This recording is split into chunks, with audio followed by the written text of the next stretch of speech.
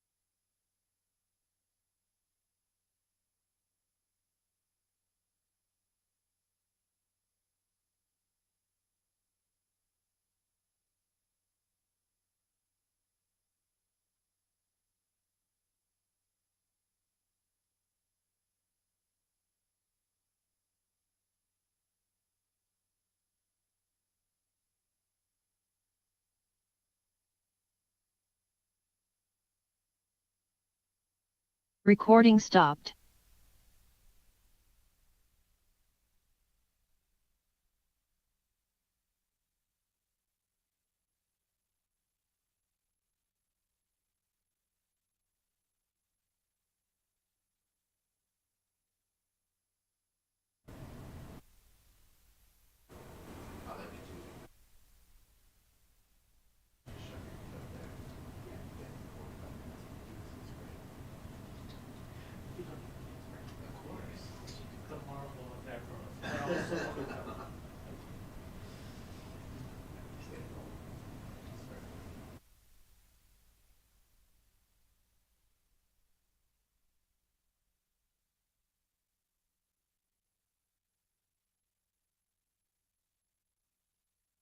Recording in progress.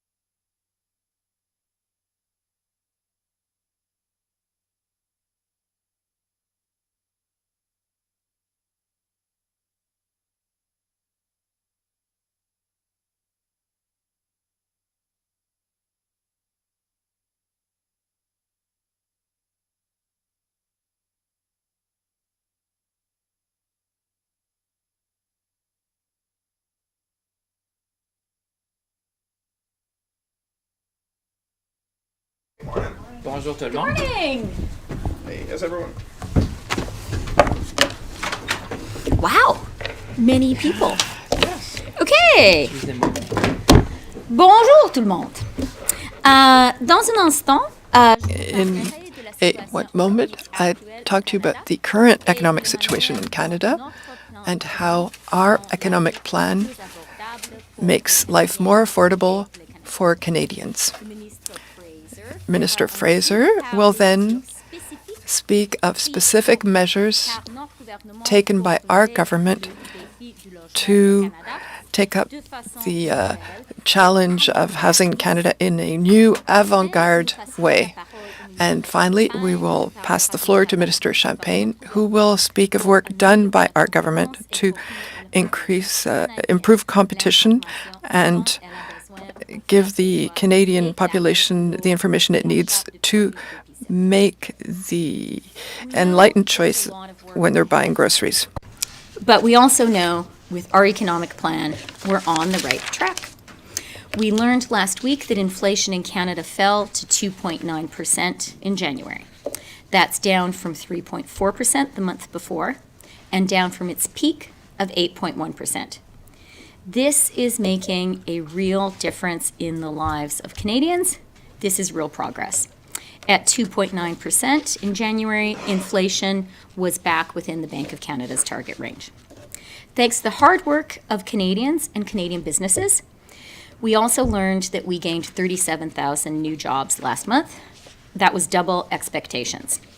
Today, 1.1 million more Canadians are working compared to before the pandemic. A strong labor market really matters for affordability. Wage growth has outpaced inflation for the past 12 months as of January. Real wages after accounting for inflation, are now higher than they were just before the pandemic, meaning paychecks are worth more. This is progress, but we all know that many Canadians are still struggling to make ends meet, struggling to juggle all of their bills at the end of the month, and to feel confident about the future. So we really do know we have a lot more work to do to unlock a brighter future for everyone in our amazing country. C'est pourquoi l'une des principaux objectifs. That's why one of the main goals of our economic plan is to build more housing units more quickly. Over the past few months, we've already taken important measures in order to provide millions of dollars in new funds to build many housing units all through Canada. We are constantly thinking of new ways of creating greater supply on the housing market.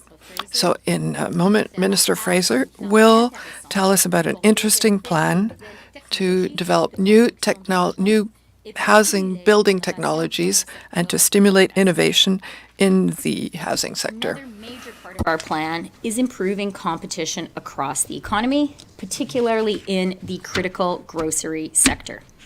As Francois-Phillipe will explain in a minute, more competition means lower prices and more choice. And by increasing competition and cracking down on unfair and anti-competitive practices, we will help Canadians when they check out at the grocery store. And later this week, we will have more to share about a new plan to bring down costs for Canadians. And let me announce that this week, we are issuing our second Canadian dollar-denominated green bond. This follows the successful issuance of Canada's first 7.5-year, $5 billion green bond in March 2022. This issuance will be the first under Canada's updated green bond framework. And as we announced in the fall economic statement, the framework will now include certain nuclear expenditures. This makes Canada the first country to include nuclear expenditures in a green bond. It shows our commitment to build on our strengths and to be a global nuclear leader. And in fact, the Prime Minister had some great conversations about that with our Polish allies. I guess it was just yesterday. Green bonds unlock private financing to speed up projects like green infrastructure, and these projects will create jobs and drive economic growth while fighting climate change. This is our economic plan in action. Thank you very much. And we do have a lot of things to talk about this morning. So over to Francois-Philippe. Merci, merci, Chrystia. Indeed, very good. Thank you, Chrystia. The green bond and adding nuclear, as you know, Canada through CANDO and also the recent acquisition of Cameco of Westinghouse. We basically, have access to half of the installed base in the world. So there is a lot of opportunities. So, bonjour tout le monde. Grand plaisir d'être avec vous. Hello, everyone. It's a great pleasure to be with you today on this Tuesday morning. I would come back to an announcement that we made about housing. In Quebec, we announced 1,000 housing units for seniors, affordable housing. You've seen this concept is very interesting. There are 10 buildings of 100 units in 10 cities throughout Quebec. For me, that's an important announcement. It's an innovative project and exemplary project of collaboration with the federal government, the province, and the municipalities. So we want to build more quickly. We want to build better. It's an investment of around $235 million, major investment with the Quebec government. And I think it's good news because it will allow us to ensure the health and safety of our elders, our seniors. And so I can say that this agreement with the Quebec government offers concrete advantages for people in Quebec, especially our seniors. Ever since we summoned grocery CEOs to Ottawa last fall, we have seen a gradual stabilization of food inflation across the country. But more needs to be done to ensure that all Canadians' families can afford the grocery they need. I am pleased to see that after our government adopted our affordability bill in December, the Competition Bureau wasted no time to use its new powers, launching an investigation into potential anti-competitive restrictive covenants. Those are the famous clauses I talked to you about in leases, where if you had one of the large grocers would for all purpose and intent, would basically restrict anyone of an independent or anyone else coming to within a certain radius to have competition. So these practices, as you would probably appreciate, discourage grocers from competing in the same area and to offer better prices to Canadians. That's why they needed to be rooted out. And I would say, talking to CEOs of global food chains around the world, they see that as one of the major steps that we have taken in order to allow for more competition in Canada. And that was the same message we also received from the Independent Grocer Associations of Canada. Those who represent 4,900 independent grocers told us there's two things that would make a real difference in Canada, was to root out these clauses that would prevent them from being in the vicinity of one of the large incumbents, and also having a grocery code of conduct. These are tangible results that prove that we need to use every tool in our toolbox to increase competition in Canada. And that's what I want to talk to you about today. And as the Deputy Prime Minister said, we're going to look at every tool in the toolbox to make sure that we support Canadians. Laissez-moi commencer par quelques explications. Let me start with a few explanations. Under the Competition Act, as you know, all mergers, regardless of the size or the economic sector, can be examined by the Competition Bureau. For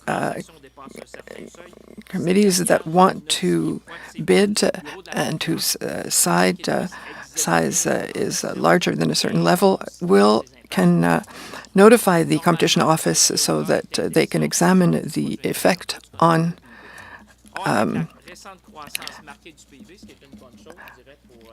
So this is normally based on the GDP, but with the situation, our government has decided to act. So for the third consecutive year, we are freezing this threshold to $93 million. And I'll tell you why this is so important and what it means concretely for Canadians. So if you look at this, if we hadn't acted over the past 3 years to freeze this, the threshold will be now more than $120 million.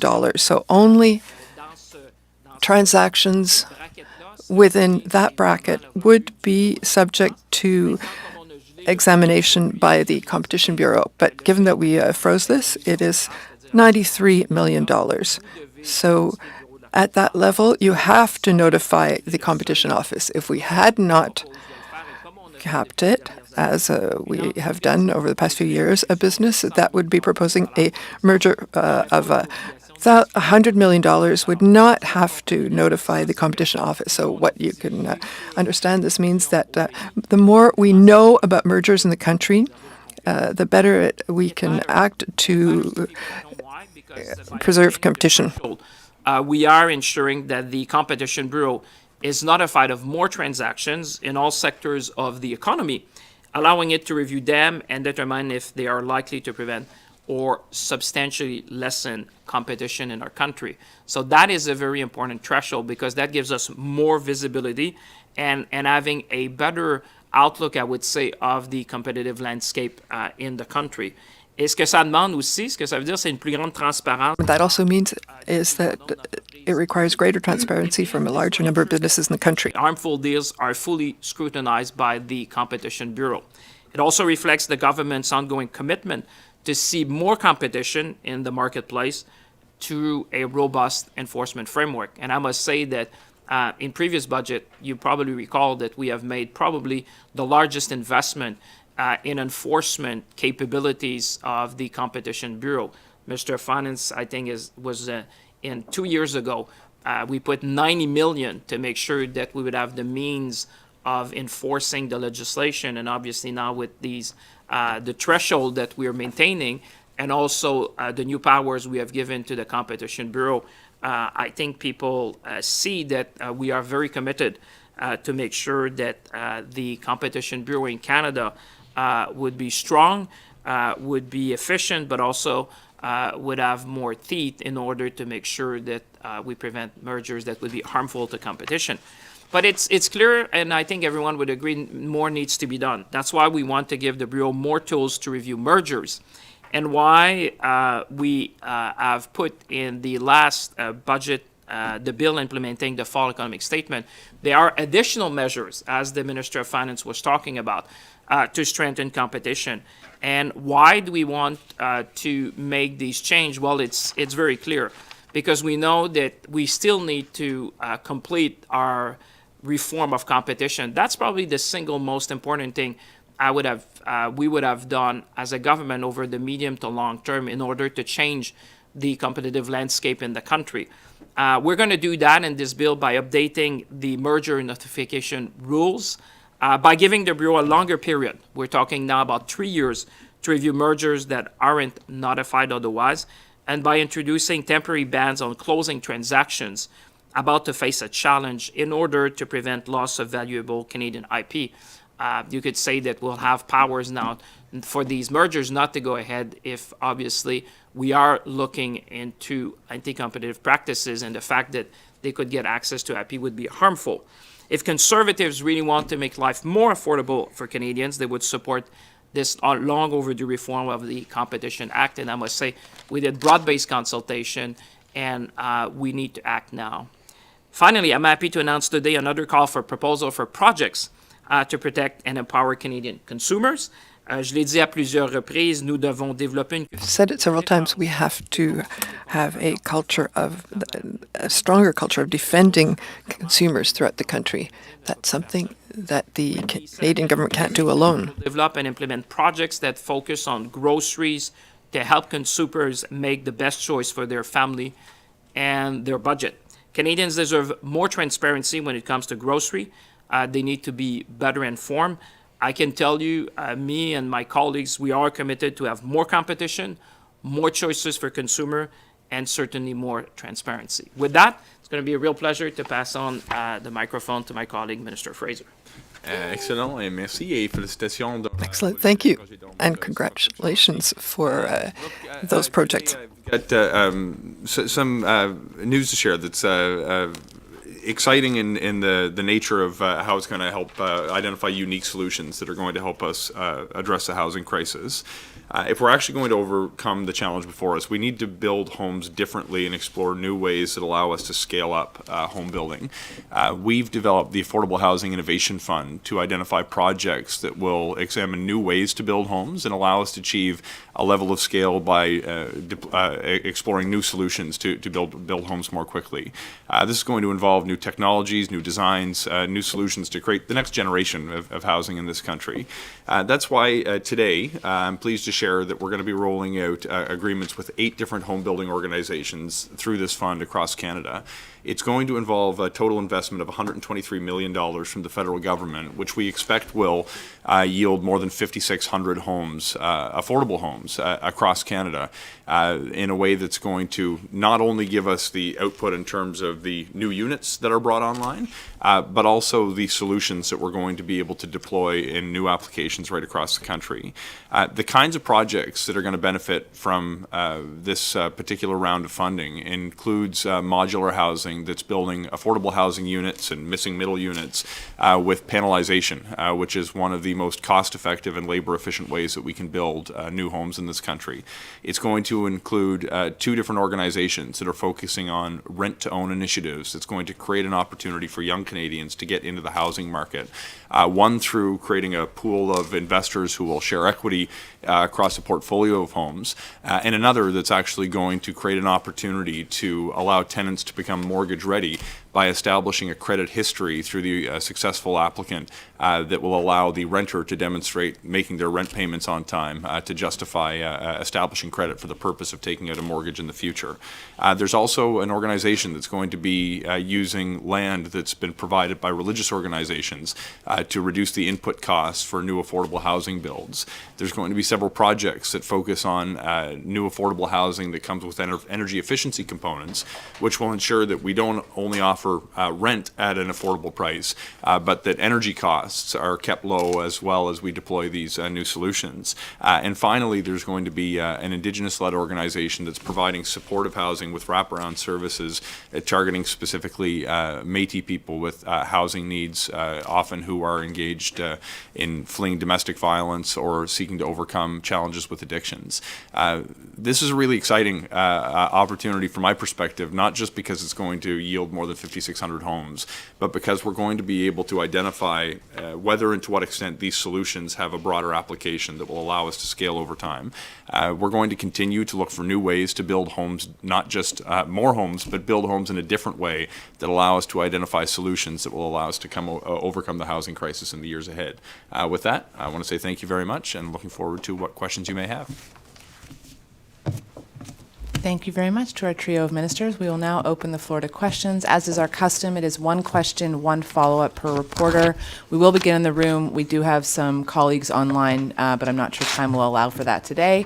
And with that, we will kick things off with Bill Curry of the Globe and Mail.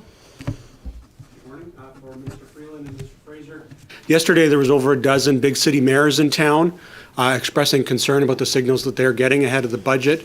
As you know, there's a bunch of long-term infrastructure programs put in place almost a decade ago that are now starting to expire. They're very concerned about that. Trudeau had promised to renew them in the fall. That didn't happen. And so they're saying with all these housing announcements, the government seems to be losing focus on the needs for basic infrastructure to support those houses, and there's no longer the long-term funds that they can tap into to plan their budget. So what is your response to those concerns? I'll say a couple things, and then I think maybe Sean wants to say a couple things too. So let me start by saying there is no federal government in Canadian history that has invested as ambitiously and as aggressively in infrastructure as our government. It was actually the centerpiece of our 2015 campaign commitment, and we have delivered on that. And I think it's really important for people to understand that that money is actually ramping up in the years ahead. Infrastructure takes a long time to build, and the money is on the books, and there's going to be more and more going forward. So in 23-24, there is $4.3 billion of federal money going into infrastructure across the country. In 24-25, it is nearly $5 billion. That is money already committed. In 25-26, it is more than $7 billion. And so, people just need to understand the money is there. It is out there building things across Canada. And I think we all recognize that when we travel around Canadian cities. Last week I was in Winnipeg, Quebec City, and Toronto, and you just look around and you see infrastructure being built. That is a really good thing. Second, as Sean said, we recognize that housing is the central challenge for Canadians right now. When people talk about affordability, yes, they're talking about prices at the grocery store, and Francois-Phillipe is doing terrific work there. The single biggest thing in families' budgets is paying your mortgage or paying the rent. And we know that the solution there is we just have to build more faster. We are absolutely committed to that, and we are doing it. You have seen a tremendous rollout of housing, not just projects, but housing measures over the past few months, whether it is lifting the GST on purpose-built rental, that's 200 to 300,000 new homes. Sean has been zooming around the country doing housing accelerator fund deals. I think we're at 550,000 new homes built that way.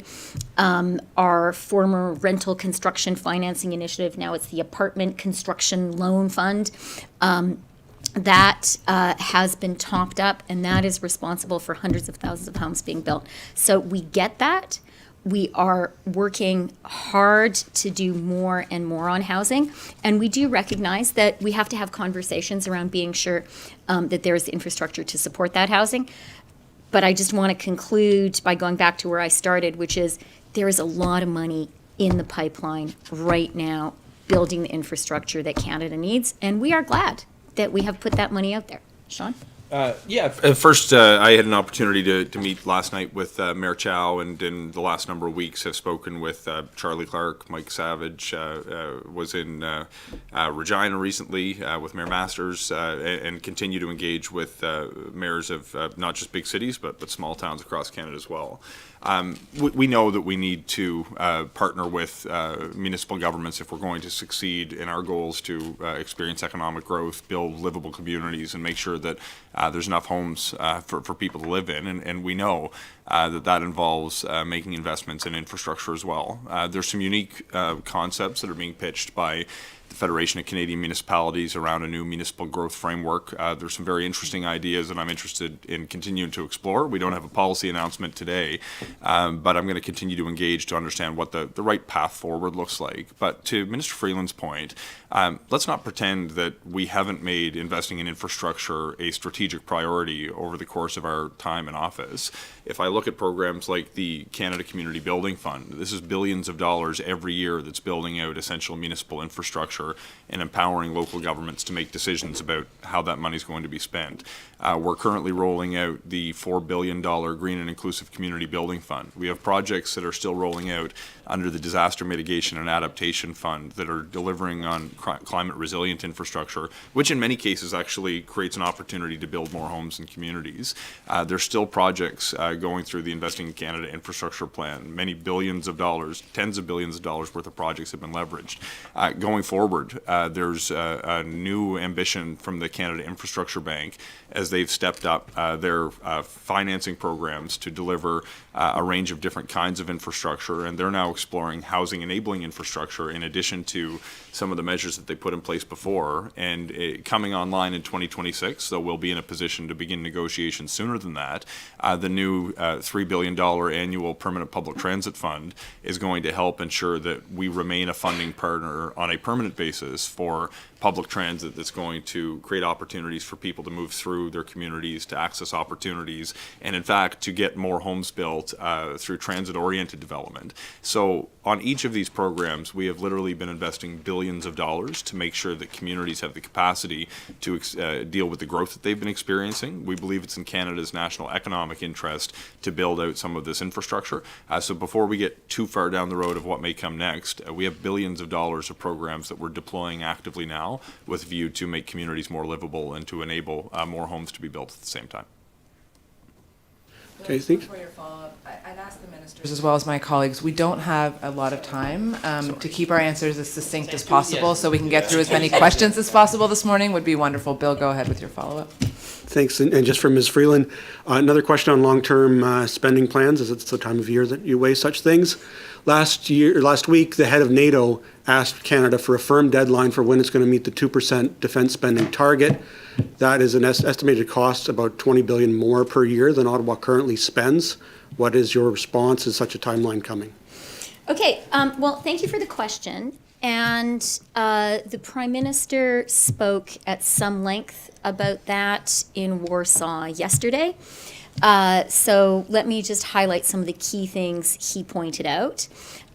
First, Canada today is one of the big spenders in NATO. We are the 7th biggest spending NATO country out of 31.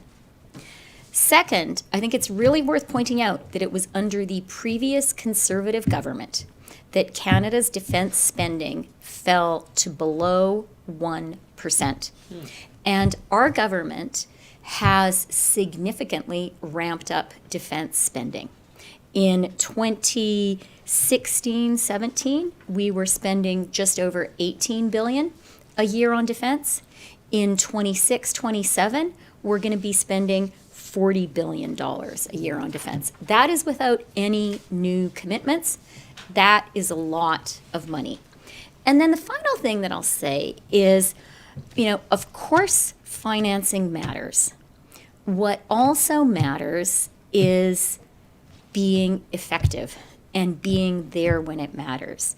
And certainly from my perspective, the most acute security challenge in the world today, at this moment, to the rules-based international order, the front lines of the fight between democracy and dictatorship runs through Ukraine.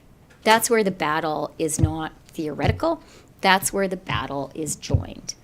And I think as Canadians, we should be really grateful to the brave people of Ukraine. They are the ones who are fighting and dying. But I think we can take some comfort from the fact that we are really there with them. The Prime Minister's choice to be in Ukraine on the 2nd anniversary of the full-scale Russian invasion of Ukraine, that was a big deal. It meant a lot to the people of Ukraine to see him there. What meant even more is we committed $3 billion this year to support Ukraine in its fight. And the Prime Minister signed with President Zelensky a long-term security agreement, including multi-year funding for weapons for Ukraine. And then finally, something that the Ukrainians really appreciate and is making a difference every day, Canada is a leader when it comes to training Ukrainian troops. Operation Unifier has been doing that since 2015. We have now trained more than 40,000 Ukrainians. Bill Blair and I had the privilege on Sunday to see some of the fantastic Canadian trainers together with our Polish allies training the Ukrainians. They were training medics. And look, I know you guys are journalists and your job is to be skeptics. I remember those days myself. But I have to say, it was incredibly moving to see the Ukrainians who were there. It was men and women, it was young people and old people. It was a group of people from Eastern Ukraine who had been on the front lines. And the Canadians told me, they said, there is not a lazy student here. One of the women got injured during her training, and she said, take me out of the hospital. I want to keep on being trained because every single medic saves lives, and the Russians are targeting the Ukrainian medics. They actually cover up their medic banners because when they see a medic banner, rather than avoiding them, they target them. And we have Canadians right there today. They're training those Ukrainians. That, to me, that's the point of our defense spending. And I'm grateful to our brave Canadian men and women in uniform who are doing it. Sorry for the long answer. Okay. I will cut you off. No, maybe. We'll go next to Promit from Reuters. Good morning, Minister. My name is Promit Mukherjee from Reuters. So you are heading off to the G20 summit in Brazil, and the U.S. Treasury Secretary Janet Yellen just said that it's absolutely necessary and urgent to actually support and unlock the frozen assets of Russia.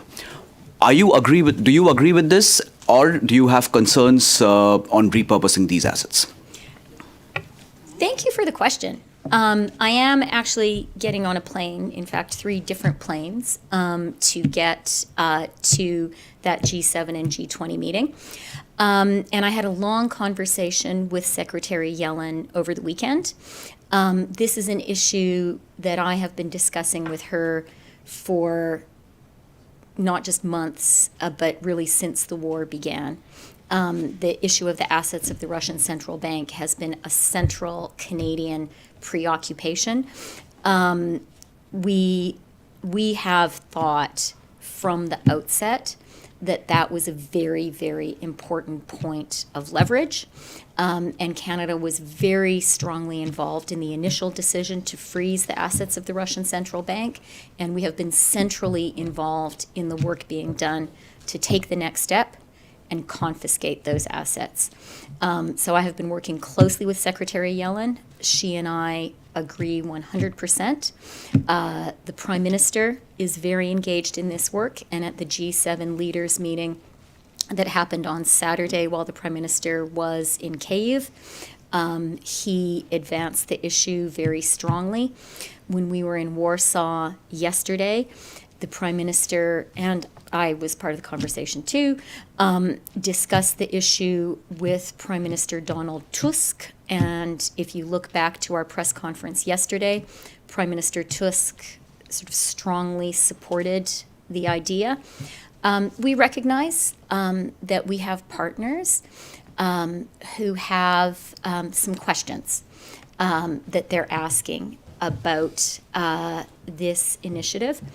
But the Canadian perspective is we have to work hard, find answers to those questions, and move forward. And there are really 2 principal reasons for that. First of all, aggressor pays. Russia every single day is wrecking Ukraine. It's killing people, wrecking the country. I talked to you a minute ago about the targeting of medics, which I have to say, the Canadian and Polish soldiers I saw on Sunday, they were horrified by it. They were using, in their training, they were using an armored vehicle that had a red cross on it. And they said, in Ukraine, they have to cover up that red cross. Horrible. So Russia is doing a huge amount of damage. When I talk to Canadians, it's hard for me to say to Canadians that they should pay for that. I think it's Russia that should pay for that, and I think that's true for all of the allied countries that are supporting Ukraine in this effort. I think the second thing is we need to, now more than ever, show Putin that we are serious, that we are not flagging in our support for Ukraine, that we are confident that Ukraine will endure and that Ukraine will win and that Putin will lose. And so I think, strong action on the economic front as well as the military front is very timely right now. And the work on the assets of the Russian Central Bank would represent that and would show that, we quite literally have the assets to endure and keep on going. Yeah.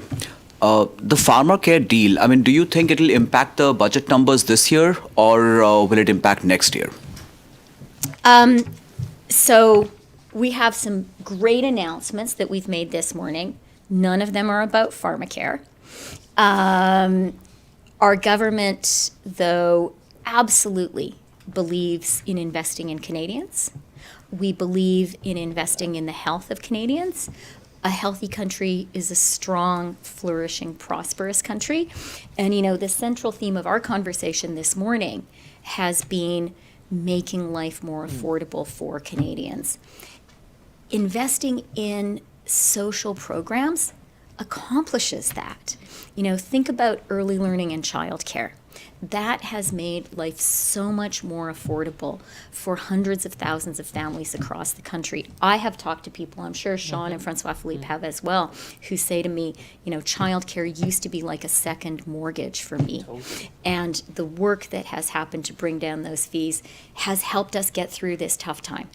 Dental care is doing the same thing for hundreds of thousands of Canadians. So we understand the connection between supporting Canadians with social welfare programs and affordability in their lives.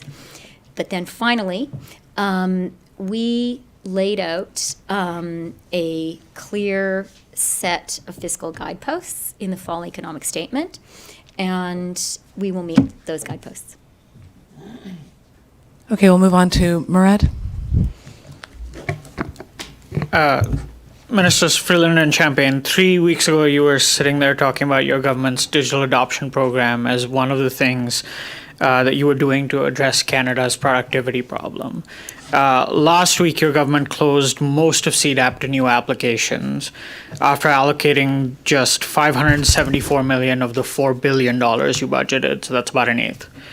What gives? You can go. Well, I listen, can say Murad, first of all, I just want to say thank you for being one of the first here this morning. I saw you first, so it's great that you were there making sure that we can answer all your questions.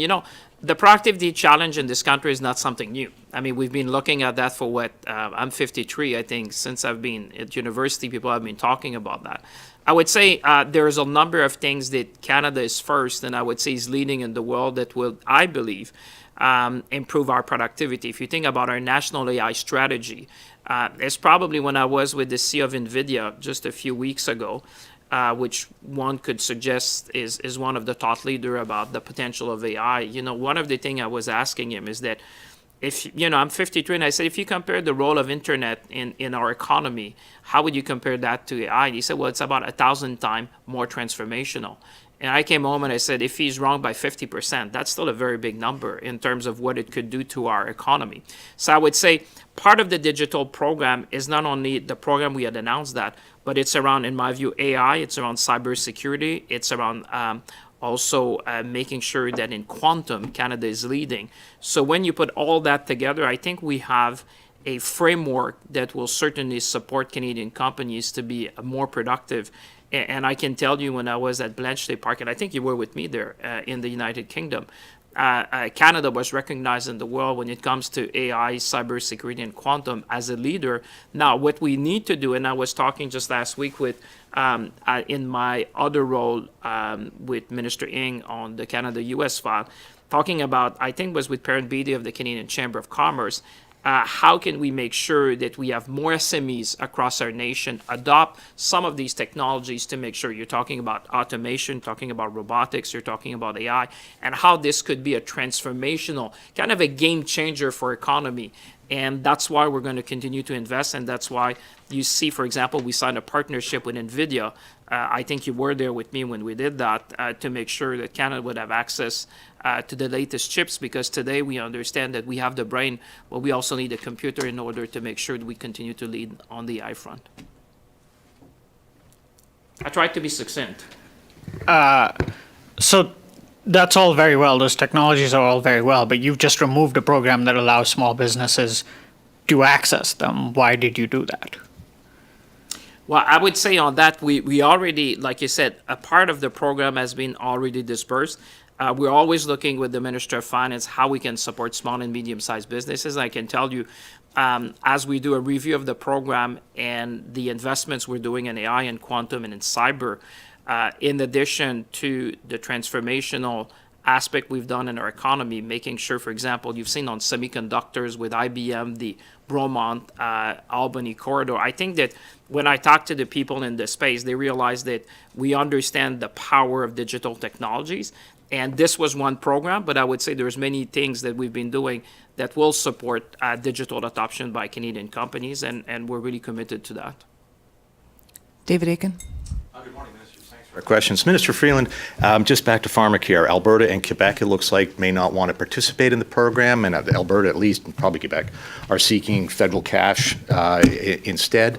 As Deputy Leader of your government, would it be your expectation that if those provinces opt out and took federal cash, that they would have to provide a similar program? In other words, the provinces would provide drugs for diabetics and birth control. Could you respond to that?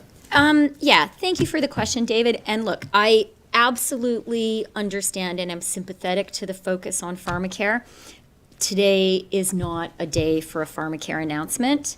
And in view of the limited time, I'm just going to point you all to what I've said already at some length about Pharmacare. That's all we have to say about it for today.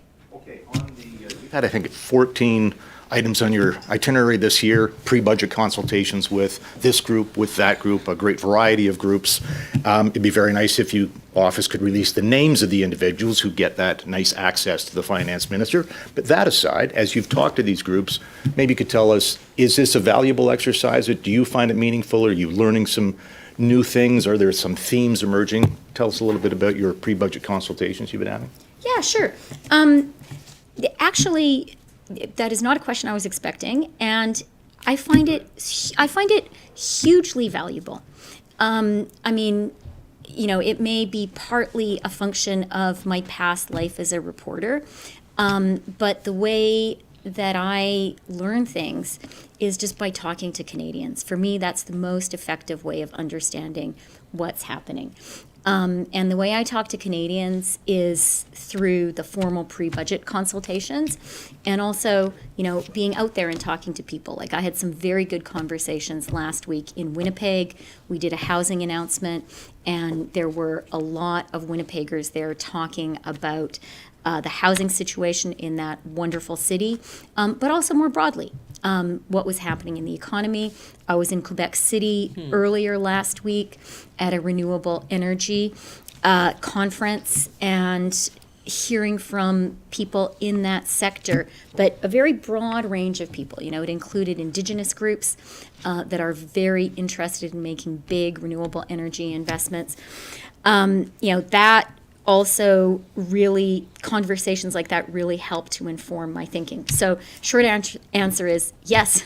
You know, headline, talking to Canadians really helps to understand what Canadians need. I would say that the issues that I am hearing about the most, that are front of mind to me, are housing. I think the center of people's preoccupations in their daily lives is, am I going to be able to pay for my mortgage? Am I going to be able to afford the rent? And interestingly, even, you know, an older, more affluent Canadian who may not have a mortgage anymore is really worried about, can their kids afford to buy a house? So that's number one, I would say. And then I think that kind of flows into a general concern people have about affordability. I think housing is a really big part of it. Like, if you can afford to pay your mortgage, or if you can afford your rent, your life is basically affordable. But the work Francois-Philippe is doing on groceries and food, really essential, and I think goes to the heart of many people's concerns. Third thing is growth. And, you know, sometimes in the consultations people talk about growth, but sometimes people just talk about, you know, I want to be sure that I have a good job, and that that I have a job that pays me enough that my family and I can have a good life. So I think those three issues are really connected. I don't think there's anything novel about those being at the heart of Canadians' preoccupations. They are at the heart of our preoccupations. And the final thing I would add is something emerging in the conversations I'm having, is a concern around generational opportunity. I hear from younger Canadians, but also really interesting from what you might call the parent and grandparent generation.